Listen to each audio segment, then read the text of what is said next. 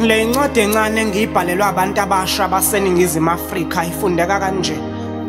Dear Gubel, sizwa bethi sidukile asizazi singobani silahla amasiko. Kepha siyathanda ukwagcina amasiko. Manje uligcina kanjani isiko ungazazi nesibongo sakho? Ngoba nabazali bethu abazazi izibongo zabo bayibiza ngezibongo zogogo bethu. Imvelaphi yethu sinokusiqhatha nonembeza manje. Ngoba sesisaba ngisho ukungena emathandweni hleze uqomane nesihlobo sakho nje ngephuthu ungazi. Uzithakazela thina umuntu mawakho wadlwengula amadoda ayisithupha ngobumnyama ngoba kamazi uyise. Ngakho manje sibona sizenza abelungu abamnyama nathi kasizenze sizama ukukhohlwa nje yimumva lethu. Le ncwadi encane ngiyibhalelwa abantu abasha baseNingizimu Afrika ifundeka kanje. Sisizukulwane esisha esondliwa abazali noma sekumele kube yithini esibondlayo. Asizenze sifundile iziqu sinazo amathuba emisebenzi nje agolozile. Sesazi ibindlala ngezidakamizwa nocansi olungaphephile. Sizalwe ngesikhathi esimbi sendlala amathuba emisebenzi kawekho. Konke nenhlonipho yabantu abadala sekwasiphelela. Kwasiphelela ngesikhathi sicela umsebenzi kubaholi bona basinikeza ukufa nezisu uma besikhulelisa. Imfundo isimahala imisebenzi esibiza imali. Kukwenaka ukuthi ukhokha ngemali noma ukhokha ngomzimba wakho kodwa kuzomela ukhokhile ayikho into yamahala. Le inkulumo esiyithola kubaqashi njalo masilethe ama-CV.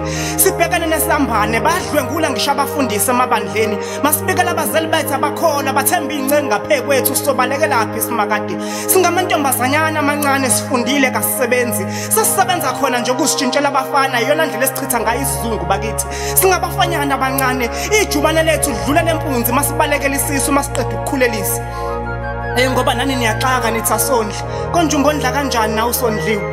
Bakwethu impumelelo iyafana nokufa ngoba uyazi ukuthi izofika nini. Kwesinye isikhathi kuyenzeka kufika ukufa kuqala impumelelo nje isatelebhele endleleni. Le ncwadi encane engiyibhalelwa abantu abasha baseNingizimu Afrika ifundeka kanje. Gubel izolo bebesincenga abaphathi bezwe. Bethi asithume bona sibavotele bazoletha ushintsho.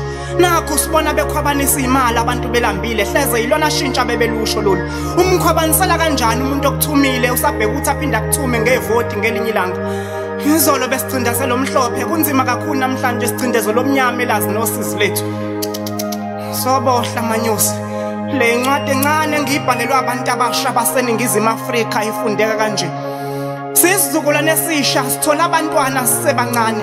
Manje abantwana badinga iyalo kithi nathi asazi sizothina einganeni zethu nathi sisayingane. Kwazise nathi sisadinga zona futhi iyalo.